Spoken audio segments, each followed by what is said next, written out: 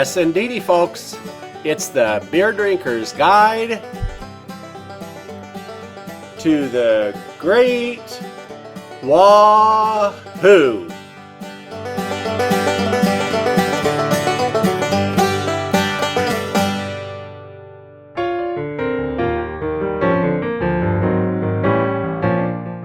It's time to drive Steens Mountain. Good old Oregon. It's known for the Willamette Valley and the coast. But out here on the eastern side of Oregon, there's a big hole that I always thought was just filled with desert. Lordy, was I ever wrong about that. There's some great country just waiting for a little 1 or 2 or 3 day drive right in our back door. A good excuse to go adventuring in this country is driving to the top of Steens Mountain.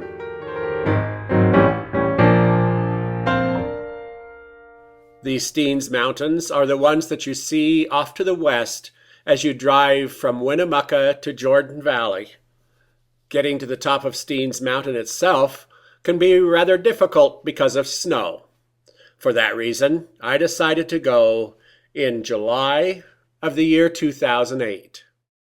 We'll go exploring the very tippy top of Steens Mountain during our adventures, and from there we'll go south, looking around the deserts south of that area and over to Alturas, California, back through the deserts of northern Nevada, and then the deserts on the east side of the Steens Mountain.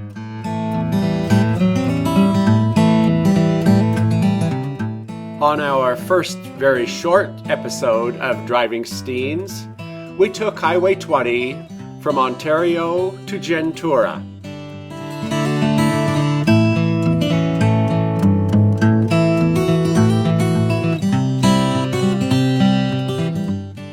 Juntura itself is a great little town. They have a wonderful cafe. I've never stayed at the hotel, but it's a great spot to stop and eat on your way across this long drive. Juntura boasts a few classic icons that are things we have forgotten about until we see them again. And there are a few modern icons that you may not have seen before, like air-conditioned tents. One great landmark of Juntura is this row of shade trees. Such a welcome delight in the long, hot summer days. The trees are on the south of the highway, and to the north of the highway is another landmark of Juntura, the classic Oasis Cafe.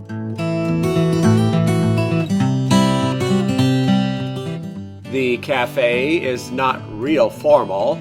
It's a seat-yourself endeavor.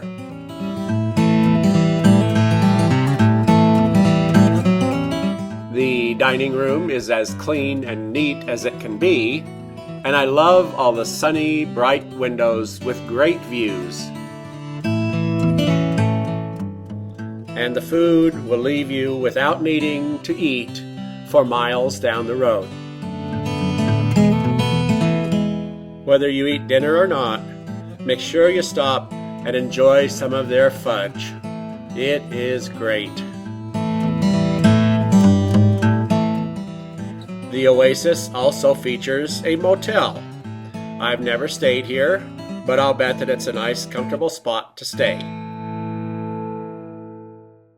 I happened to be in Juntura on July the 6th, and was fortunate enough when I was leaving to see this gentleman putting along on his ATV. This is Russell Zink, and he has some stories about Juntura and the surrounding area. If you're in town and see him around, make sure you say howdy.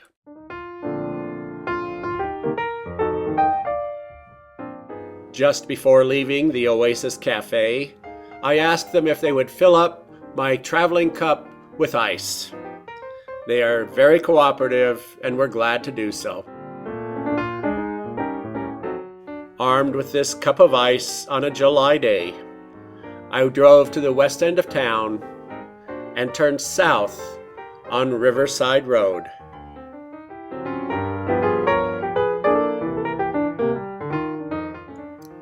There was a lovely band of sheep grazing in the middle of town, and within a couple of blocks, there was the dirt road that welcomed me on my adventure to Steens Mountain. Riverside Road is represented on my little map here by the tan line indicating a dirt road. The name of the road comes from a spot on the map called Riverside. I found it to be basically a ranch. There might have been a town here at some point. Basically, Riverside is located where the South Fork and the Middle Fork of the Malheur River come together. As you can see, between Juntura and Riverside, there's a spot where the road separates from the river. We'll be going over some mountains and then drop down to the river at Riverside. Then we'll follow the South Fork of the Malheur River for a little bit and end up following Crane Creek over most of the way to Crane.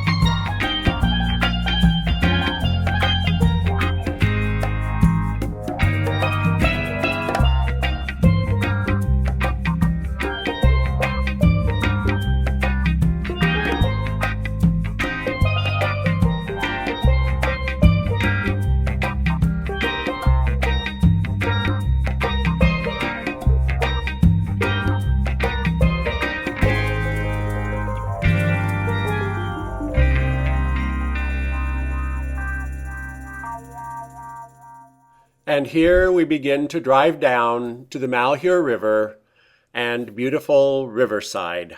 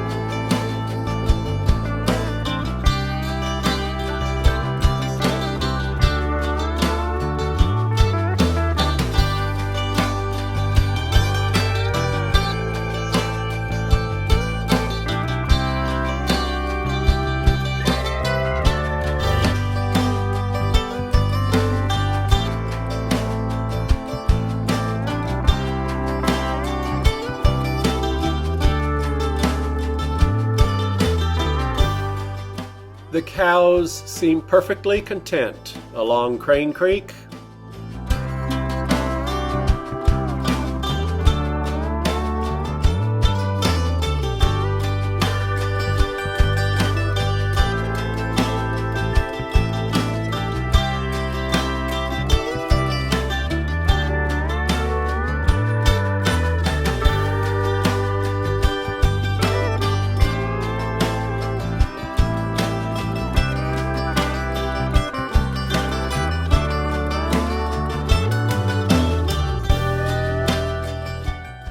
There's a little bridge where the road crosses Crane Creek.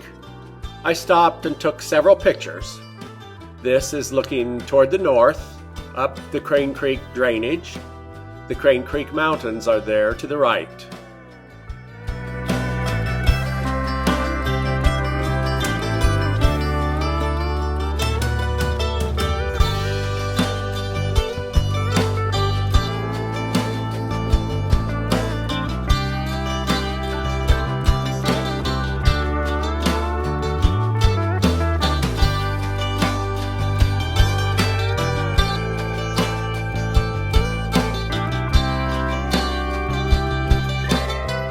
Here we are looking toward the west, toward the town of Crane. At this point, the drainage of Crane Creek and the highway separate, and we go off through the rolling hills.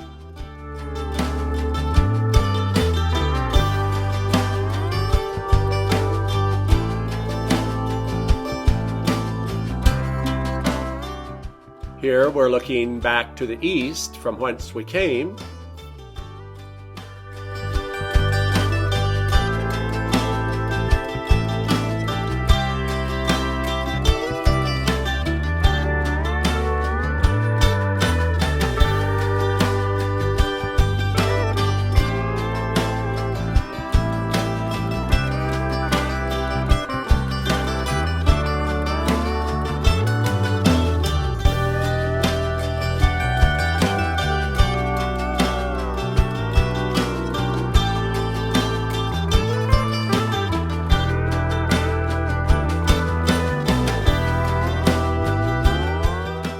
The hills give way to a broad, irrigated valley.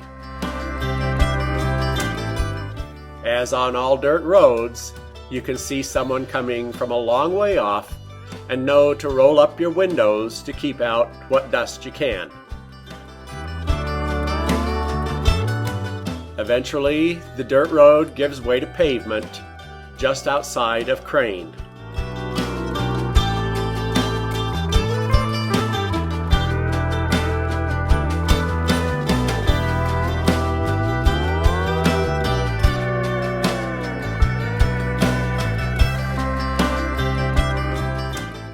looked like a rather pleasant small town. Certainly some nice trees out here in the middle of the desert.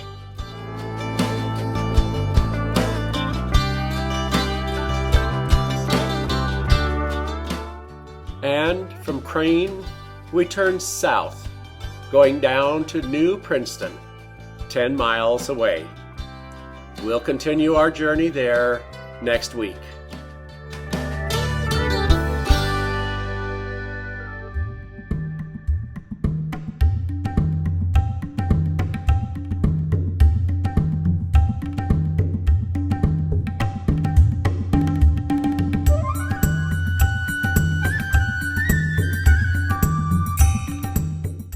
It happens every year, folks. Winter drags on and I get to thinking, is it ever gonna warm up?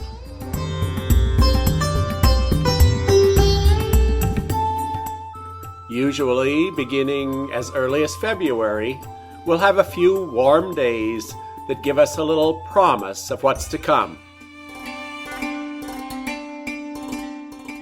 The little crocuses come out in bloom, and finally, the forsythia begins to bring the flowers up off the ground and into the wooded plants.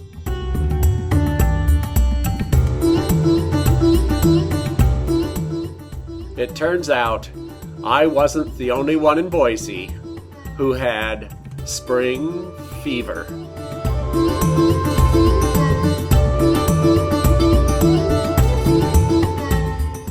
But this year, in 2009, it took forever to get that first day. It happened to come on April 5th. I couldn't stay in the house any longer. It was about 65 degrees out. I put on my walking shoes and went out for a little stroll.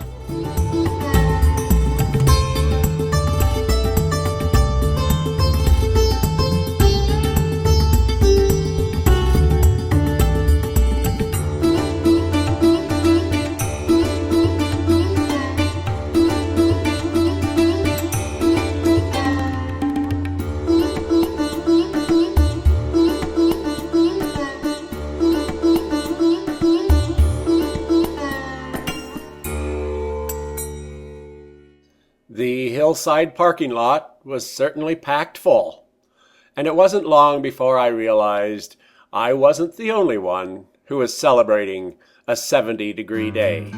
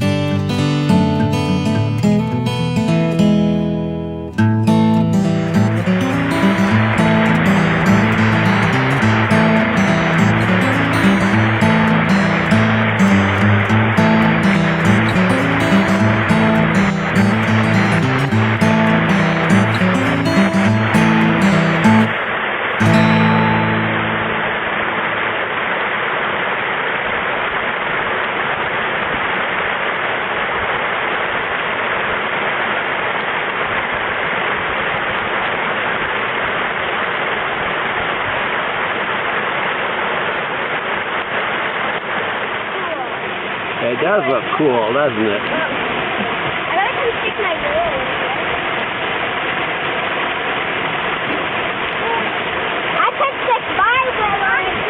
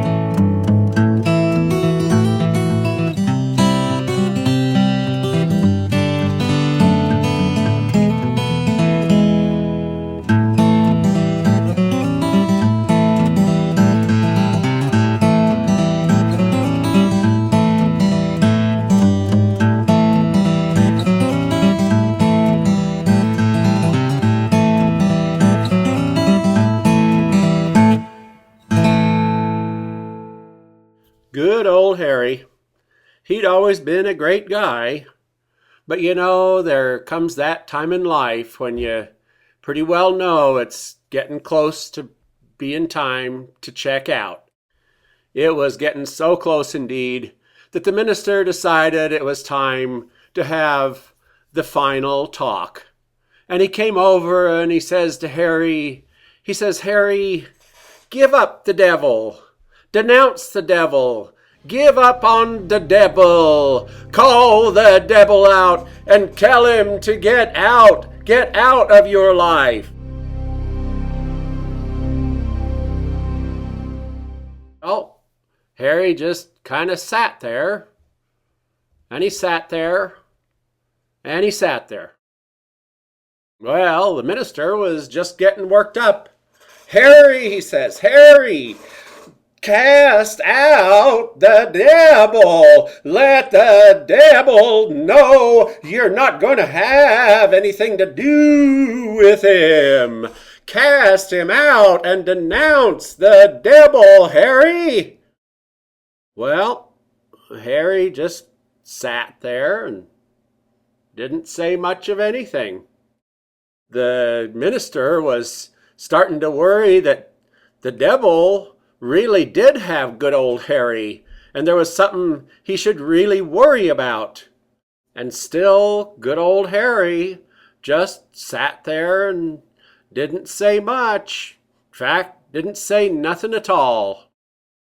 Oh, Harry, said the minister. Oh, Harry, don't let the devil take you, he says. Cast him out now. Renounce him, my brother, and I'll be here to witness. And still, Harry just sat. Harry, said the minister, I don't understand. Why won't you cast out the devil? Why won't you denounce the devil?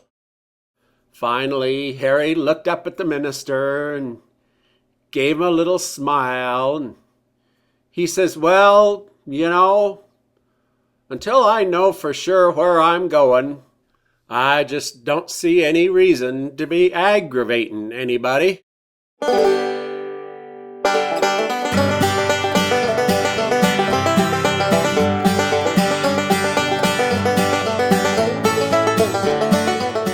And that's this week's Beer Drinker's Guide to the Great Wahoo.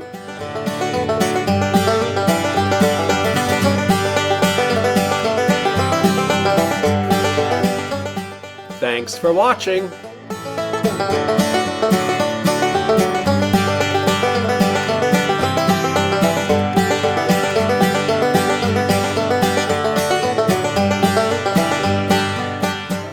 We'll see you next week.